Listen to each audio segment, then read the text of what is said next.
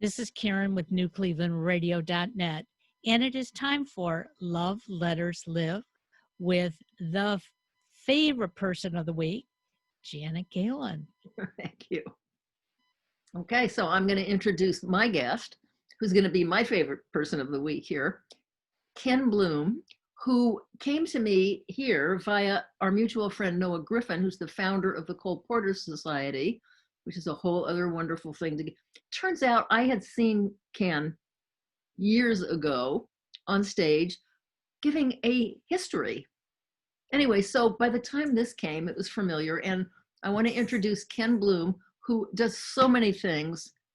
Ken, I have to say, I know how, I probably don't know all of how much you've done, but you do so many things that I want to say, you look like a youngish man. I mean, I would say you'd have to be 130 to have done everything you've done. So let's go to you. Pardon? I said pretty close, 130. You have done so much. Talk about kind of your own history, for starters, of what you do, but I wonder how you grew up and where and what encouraged this in you. Yeah, so I grew up in Silver Spring, Maryland, which is a suburb of Washington, D.C. Mm-hmm. Two parents, a sister. I went to the University of Maryland, and I was a painting major. Because I knew I would do theater, but I knew I wouldn't paint on my own, and I was good at painting. So representational kind of things? Yeah, And so a group of us from the theater department, after some of us graduated and some of us did not, started a theater in And that giggle Washington. was about whom? Excuse me? I said that little giggle was about whom? Well, it's just that some people just left the theater program to start the theater. They never graduated. Oh, I see. Okay. So legitimate. So we started a theater, the American Society of Theater Arts in DC, in what was an old restaurant. We had 24 seats. But Richard Coe, who was the drama critic at the Washington Post, gave us some really good reviews. I see. And then we split off and started a new theater called New Playwrights Theater of Washington, which I think had 125 seats, but we were very successful. We had a show moved to the Public Theater in New York. Oh, I like that, yeah. And we had shows that went on to commercial productions produced by us. Okay, but this is you, wait a minute, this is you as an adult man. Right. Can we before that? Yes, what were you like as a 3-year-old? What were your parents like? What did you show in terms of ability, and what did they do with it, if I may? Yeah, my parents moved to Washington during the war because there were jobs, and we lived a suburban lifestyle. What did they do? My mother worked for the Washington Post, and my father worked for the government for General Services Administration. He was very high up in the government. And do you have brothers or sisters? Or? I have an older sister who's 7 years older than I am. So when did your abilities first to show? I don't know. I mean, yeah, I don't know. After college, I guess. Oh, because I see. So it was regular. Everything was routine. You went to school, you came home, you played with your friends. I don't know. Okay, no, I was just curious about it. I'm kind of always intrigued by genetic connections. Oh, yeah. No, I don't know. I must have been, both my parents are accountants. I have never balanced a checkbook. Good. This answers so many questions.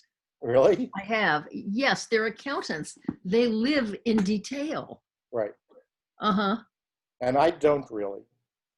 You wouldn't know it. Richard Carlin, my co-author, is the detail. Okay, so how did you go from what you were doing in theater to doing something so historically wonderful? Well, so I'm very obsessive, apparently. Yes. And when I grew up and I was like in beginning high school, maybe, Corvettes, which was a department store, moved to Washington. And prior to that, we only had a 78 record player. And when Corvettes opened, my father went to the opening day and he came home with a color TV, which we had never had Oh before, my. a Polaroid camera, which we had never had, and one of those record players that you open up the speakers and Yes, the turntable goes down. And all of a sudden, the dam burst, and I wanted every Cast album okay. and other kinds of music. And I have to give credit to my mother, because I would get an album and play it 400 times over, and she never said anything. Oh. You know, so I'm very obsessive about that kind of thing. I've always been that way about music too, Yeah, over and over. And the wonderful thing is today, you can put something pretty much on infinite loop on your own tape in your car. Right. Okay, well, go ahead. So, so there, I always loved puppets. I wanted to be a puppeteer. And I had the opportunity when I was working at the Smithsonian Division of Performing Arts. And for 3 years, 2 of which were on the road, I was a puppeteer with Alan Stevens and Company. And this was a big puppet show. Wow. With tape, projections, rod puppets. And we played every state but 2 states in the continental United States. So for 2 years, I was on the road with 2 other people with this big thing in a van and saw America. Let me ask you something. I've always got questions. My gravestone is going to say, I have a question. Okay, yeah. I have a question. What is it about puppets that is so not just appealing, but riveting? What is it? I know my older daughter used to watch puppet shows, and while everybody else was watching, she was watching the strings. Oh. So there is that, but what is it about puppets that is so? I don't know. For me, I'm not a very outgoing person. I'm basically a shy person, believe it or not. If I go to a party and I don't know anybody, I don't talk to anybody. But with puppets, I could let myself out because the puppet became part of my personality. Okay, so that's, but maybe audience, children and adults feel the same way. Because my younger daughter used to watch puppet, in Sesame Street, and she was ever confused. She thought puppets, are those real? Are they real? Right. There is a reality to them. Right. And I think my writing is also an extension of me and lets me be who I am without, Okay, so who is that? I mean, you with that, you're saying who you are. So without the shy streak, what would you say is now I'm not as shy, but what is it? I in terms of my writing, like this book, I'm a forest person, not a trees person. And Richard is a trees person. So Richard knows the dates, the times, and I have a lot of friends like that.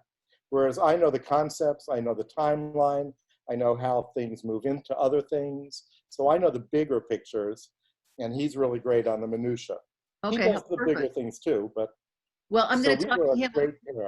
I'm going to talk to him in another time and find out about the part he does. Let me,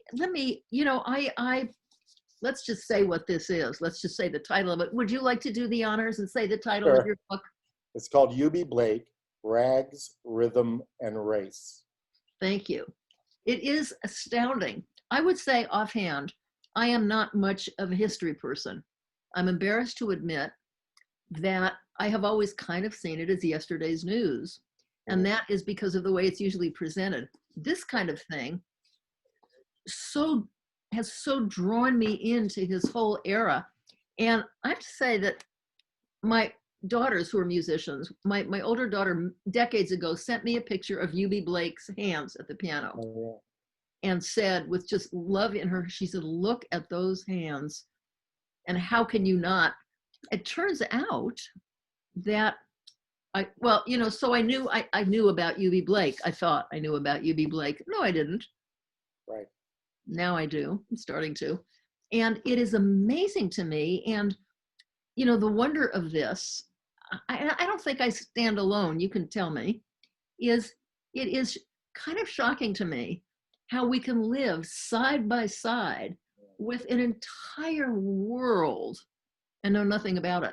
Right. Not that we don't know the importance of the music that from the get-go and before then that the Black communities have put onto this earth. I mean, I was raised in a household with a lot of music. I thought I knew a lot. But it was classical, romantic, Baroque, throw in a little Prokofiev, and opera. And then I discovered, I think I was in the 7th grade, I heard Shaboom. And that just, anyway, it so slowly, but this, first of all, how he was treated is inexcusable and shocking. Right. And it turns out that his mother used to make him put his hands with those beautiful long fingers in his pockets, Right. because she was afraid people would see them and think he was a pickpocket. Right. Just shocking. What, I kind of even don't know where to begin, but the preface of this thing, talk about how he was treated as a child and a young man by the world in which he lived. Well, so his mother especially, was very religious. They were in, I wouldn't say the slums of Baltimore, but the Black community in Baltimore is down by the docks. It was very ramshackle. They didn't have running water. This is in the 20s, right? No, earlier. No. He was in the first decades of the 20th century. Right. He was born in the 1890s. I just remember that, yeah. Yeah. So, things were really different and bad for Black people. Right. And he only knew Black people. Just like when I grew up, I only knew white people. I didn't know it. And in Washington, which has a heavily Black population, I never met Black people, till I got older in college. Right. So everybody lives in their bubble, and he was in a bubble. And his father, as I said, was a stevedore working on the docks. And one day they rented a organ, because his mother said, "Oh, he'll learn the organ." He was attracted to it in the window of a store, was it? Right. Just for some reason. And she thought, "Oh, he'll be able to play at church." But quite the opposite. So something about him, he got it right away. He understood all the chords and everything, almost sitting down at the piano. That's like music and math. That's kind of an innate genetic. Oh, yeah, definitely. Sure. And there's a story about him as a young person in his early, even before his teenage years, he would sneak out the window and listen to the sounds coming out of the bawdy houses, as they called them, and bars and all. And then he started to play at those places. How old was he when he first did that? I forgot. You got it in here, but. I think like 11, 12, 13, really young. So they let an 11-year-old in a whorehouse to play the piano. Why not? It's good. Who cares? Right. So, and then he sneaked back in, and his parents wouldn't know until one day a friend of his mother was walking down the street, and his playing was so unique that she knew it was him. Wow. And she came to the mother and said, "Oh, I heard Eubie playing at this place." Oh. The mother said, "No, Eubie is sleeping. He's in bed." He said, "No, he's not." And so they confronted him, and he admitted it, and his mother was shocked.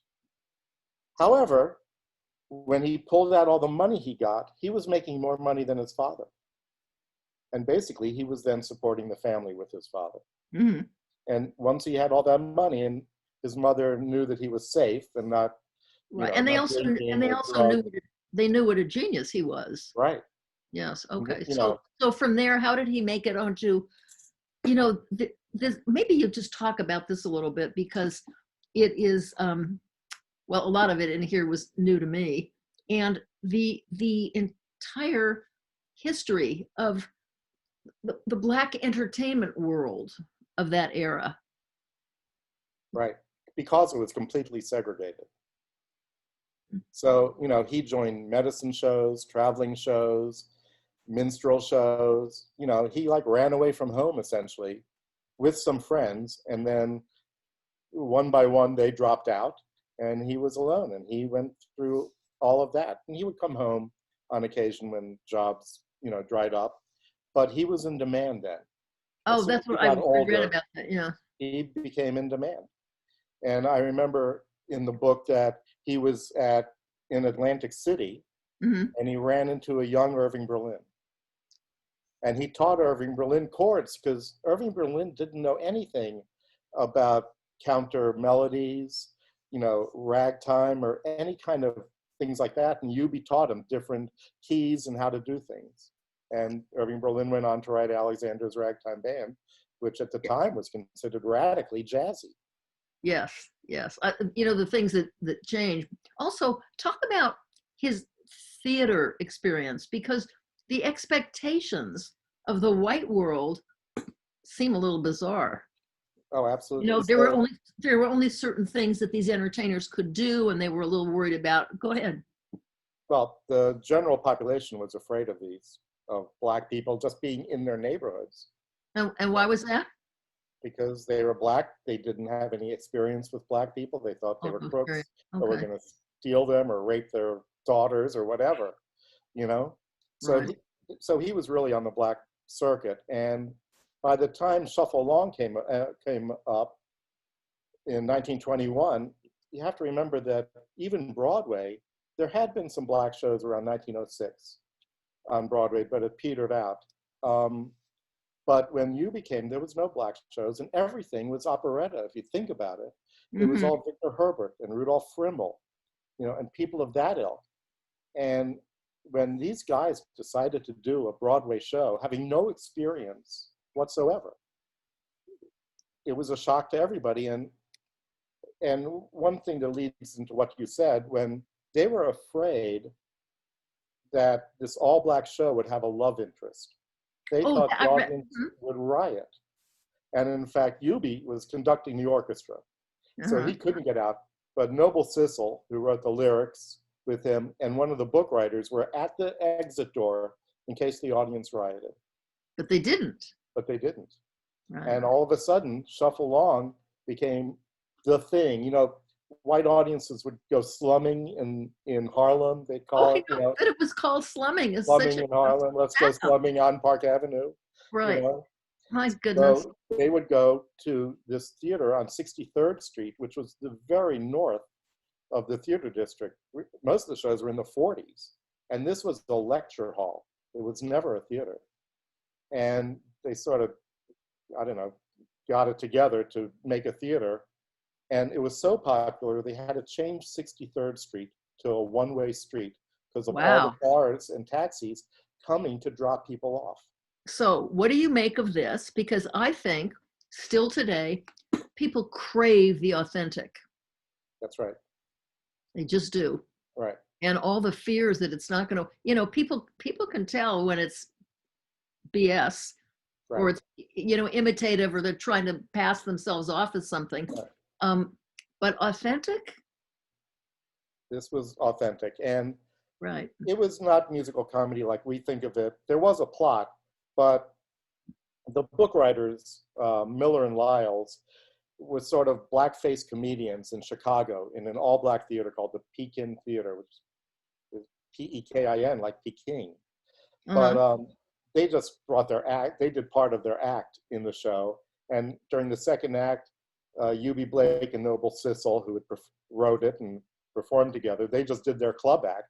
So it had a plot, but, it's very loose. Right. But the sounds that the white audiences heard were astounding to them, So you have something in here, I'm not through it yet, because the truth of the matter is, everybody, this takes some real leisurely concentration. You can't rush through this book because there is so much in it, conversations and details that are wonderful. But you have something in here about Josephine Baker? Right, so they were very, conscious of what white people thought of Black people, and therefore they cast light-skinned Black people. So Ethel Waters auditioned, but she was too dark, and Josephine Baker was too dark. Later, she did go into the show in another incarnation. The thing about Josephine Baker that struck me when you're talking about white expectations, oh, heaven help us, that she had all these children, but she was accepted as a performer because people saw her as a mother trying to earn a living to raise her children. And that made it okay. as opposed to she had a passion for just getting out there on the stage and performing. That wasn't so okay. That's right. But she moved to France. Yes. And because there was no racism in England or France. And a lot of the people, including some of the cast of Shuffle Along, moved to Europe. Is that right? Yeah. So Nat King Cole was in a very late production of Shuffle Along even. It ran for so long in various incarnations, and it was a fluid show, shall we say. And he got stranded because all these black shows, they didn't have the money to go from Trenton to the first date out of town with Shuffle Along, except someone on the platform, this guy came up and said, "Aren't you Eubie Blake? I saw you in vaudeville." And he paid for the company to go to Trenton for the first production. So talk about Eubie Blake's later life.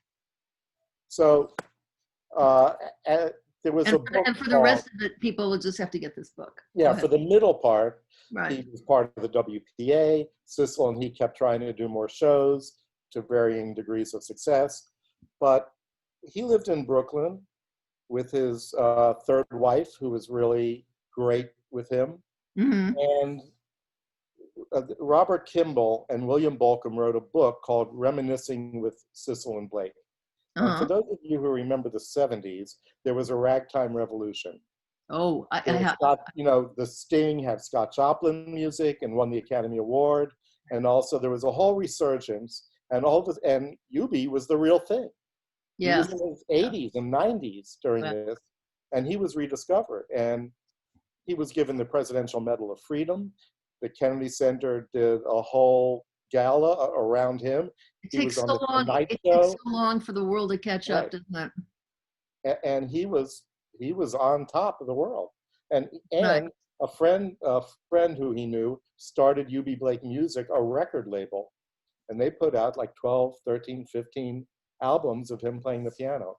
And several of the Shuffle Along people were still alive and recreated their songs. Oh, this is just wonderful. This book has just opened up so many areas and answered so many questions that I actively had and some that I didn't know I had. Right, that's right. So that's great. I thank you. I want to say about ragtime. I've always been a fan, only because I am a syncopation junkie. Right. And I had heard at some point, I've seen there's so many good ragtime pianists now, and I heard that there were many Baroque pianists who were slipping over to the ragtime side just for the more relaxed fun of it. But there's a place in San Francisco called the Reutlinger House that's devoted to ragtime. And, I've been there. Some of the talent is just, so I guess they know that they have Eubie Blake to thank. Oh, yeah. For a lot. And part of it is, for you, is that a lot of original ragtime songs were based on the French quadrille. And sections of the quadrille were also the sections of the ragtime music. So that's the attraction for you, whether you know it or not. It's the same. I can see it now that you're saying it. What's the relationship then, like, to ragtime? And did he have any relationship to vaudeville? Well, Sissel and Blake appeared in vaudeville. They did. And before Shuffle Along, very successful. But they refused to put on blackface. In fact, they appeared in tuxedos. They wanted to show white audiences that black people could be smart, sophisticated people. So they were a good image of a black person. Did I read in here that there were black performers who did cork on their faces? Oh, sure. Burt Williams. They were already black. It was just it was sort of like a mask, sort of like a clown character. If you were a comic character, if you were a great actor, you didn't do it. Paul Robeson, by the way, was in the original Shuffle Along.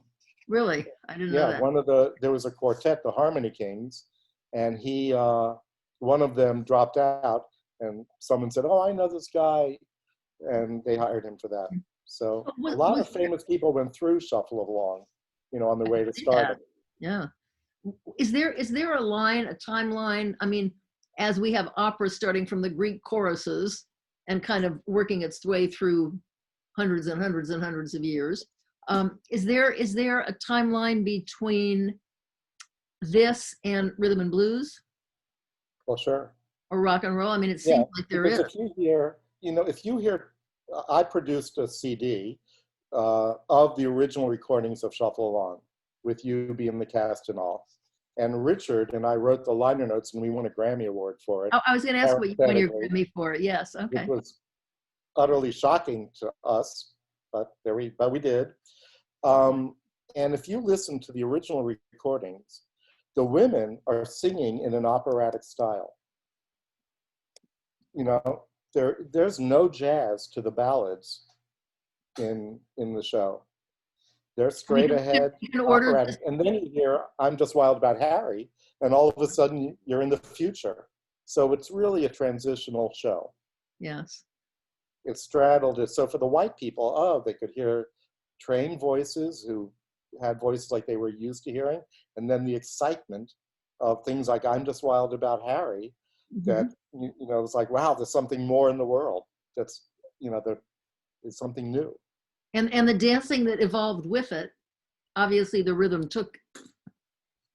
of the music made demands. Right, and then even people on Broadway like Kern and Berlin started having ragtime influences and syncopation in their songs. Even Victor Herbert wrote a syncopated orchestral piece. So older people caught on. Yeah. Syncopation is so relaxing. I know, it's fantastic because it adds another layer instead of just the melodic line. Right. And by the way, I'm wondering, I think, a lot of, for me personally, my favorite music in any genre is with the music with the most motion. Right. Which I once read is what kind of defines the funeral march. There is no motion. Right. As in life is over, there is no, yes. So what was his personal, you said he was married 3 times, right? He had some. Right. He had his last wife, Marion, was fantastic because if you go to the Maryland Historical Society where his papers are, they threw away nothing. We found stuff from 1903.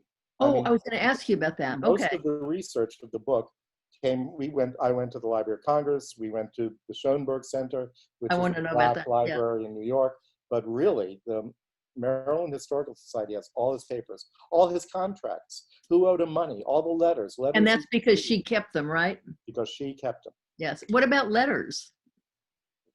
They have them all. I'm asking that because I'm basically about letters and love letters. And I have noticed, as I think everybody has, that our most reliable history, this kind of detail is from letters. People express themselves. So do you ever write letters? Very seldom, no. I'm sad. So, I do a lot of postcards when I'm away. Oh, that's fair. But I don't write letters because we have the internet. That's sort of letter writing in today's world. It's definitely message sending. Right. For sure. And I use email like it's really a letter, but there's only one thing missing, and that is the handwriting. That's right. Which I think tells a whole other tale. So does Eubie Blake, I'm sitting here, I'm such a busybody, but I'm going to say one. Does Eubie Blake are there children and grandchildren around? He never had children. Oh, he didn't? No. I missed that part. Okay. Yeah. So he never had children, so there aren't. And okay, so you wouldn't be able to write a letter to them. Okay. No. Yes. All right. So, because I'm always thinking it's such a nice thing to do, to be able to write a letter to somebody who's gone, somebody you admire, and say, I'm writing this to Eubie, but I'm going to send it to you. Noah Griffin wrote a couple of letters, and he sent it to places where they would be archived. Oh, wow. I think that's okay. Well, if you ever feel like doing something in your handwriting someday, I know that there are many opportunities for you. What's next? So now I'm working on a complete lyrics of Sheldon Harnick book, who wrote Fiddler on the Roof and The Apple Tree and Rothschilds and a lot of shows. Are you doing that with Richard Carlin also, or? No, just myself. Sheldon is 96. Wow. And I have songs by him from 1944 when he was in the Army, all the way into the 2000s, he was still writing. And even now, he comes up with ideas at age 96. So there's a love letter waiting to happen Yeah, absolutely. to him. Okay, you've got possibilities if you wanted to. What? Pardon? To him in 1943 and all this, and he knows, his memory of that is fantastic. Nice. And he's a very nice guy to boot. He has an ego. Everybody has an ego, but he knows who he is, let's say. But he doesn't flaunt it, or he's just a regular guy. So, but you're making a nice distinction. I mean, it's fair enough to have a good sense of yourself and who you are. Actually, it's like critical, right, to have that without being nasty or using it in a manipulative way. No, he's completely not like that. You're a lucky man. Yeah. Well, I knew him, so I chose him for, you know, the right reasons. And of course, he can't wait for it to be out. So I don't know. I haven't counted the songs, but I'm sure there's over 2,000 songs. Where can we get a copy of that, your Grammy Award-winning? I mean, people aren't selling vinyl anymore. How do we get a copy of that? It's a CD. If you look up Shuffle Along in Amazon. Oh, you can still get a CD. Oh, yeah. And with our liner notes. And then we did a second. Where do you play a CD anymore? Excuse me. In a CD player. I don't know. Right, I don't know. Okay. If not, you can. Oh, I've got in my car, in the car. Cars right. still have them. Okay. Or Okay. you can stream it through your computer. Yes, okay. So you can stream it and then put it on your own collection. Right, okay. that's right. That's good to know. On iTunes, you can put it on iTunes. You can get it from okay. iTunes. I'm going to do it. I want to hear that. Okay. So we did a second CD of a show called Shuffle Along of 1950 that Sissel and Blake wrote, including some of the early songs and some new songs, but it never really happened. And it sort of morphed into a Shuffle Along of 1953, which was a show that anything that could go wrong did go wrong. Pearl Bailey was in it, and then she quit, and then all the costumes and sets were in a fire, and they burned down, and it was a disaster. But we found this demo recording of Shuffle Along of 1950, and of course the sound is so much better than the 1921 recordings. Sure. So it's a really interesting. It's wonderful that so little gets lost anymore. That's right. Yeah. Well, I want to thank you for doing this with me. Oh, I'm thrilled. I've learned, I'm telling you, I've learned so much about the world I live in, and it's so easy to be ignorant. Right. We think the world that we inhabit is the world. Well, and right next to us or 50 blocks away can be a different world. Right. Right. And a powerful world. Right. That we wouldn't be what we are without them. Without it. That's right. Right. You know, so, and I understand that you can't teach everything in school. I mean, it's what, a 7-hour day in school? Right. There's only so much you can do. And although they could rearrange the music curriculum a little bit, but there's only so much you can do. But we are so blessed right now because anything we want to know about, we can just go Google. Right. And we can make up for everything that they, forgot to tell us in school, or didn't have time for, or didn't know themselves. Or something deeper. Yes. You know, school gives you a little, like a music class in school gives you a taste of things, but then you can, if you like it, you can hear everything. Well, and today they can require that you go look further. Right. I mean, they used to send us to the library for things and that, but this is better. Okay. It is better. Thank you, dear. Thank you. Well, I'm going to look forward to talking to Richard next. Right. He'll tell you all the things I said wrong, so it's okay. Oh, good. And then you can come back and correct that. Yeah, exactly. We'll make a series out of it. Yes. It'll be great. Something like that. All right. Well, I hope to see you in San Francisco. If I did a documentary on Gwen Verdon. I know. I heard. Yeah. Which right now is at the San Francisco Dance Festival. Wow. Okay. So if people want to get down to the festival, they can see this documentary. Okay, that's nice to know. I would be there, except. Right, of course, except I remember her. I saw her in Damn Yankees when I was like 10 or whatever it was. Lucky. And I did a Whatever Lola Wants, Lola Gets. Uh-huh. If you were not in the room and you could see that I was a flat-chested 11-year-old, you would not know. She was, by the way, I still have that music in my car. Oh, great. from Damn Yankees. And I went and got myself the VCR because I didn't want my granddaughter to grow up without knowing it. Right. And you know what I discovered? Tab Hunter. Hmm. First rate. You know, the things that you grew up with, you kind of take as the wallpaper. I know, right? We interviewed him, right? His last interview we did. Really? And he was so nice and so loving of Gwen. And talented. And really talented. Right, right. Okay, well, thank you. Opening Okay, eyes everywhere you go. I All appreciate right. it. All right, Talk to I'm you. going to say goodbye to everybody now. I'll talk to you later and often in life, and I hope to see you in New York one of these Okay. days also. Or I'll come out there. Okay, so you get to me first, I get to you first. We'll get together. Whoever, right. You. Bye. Bye. Double thanks.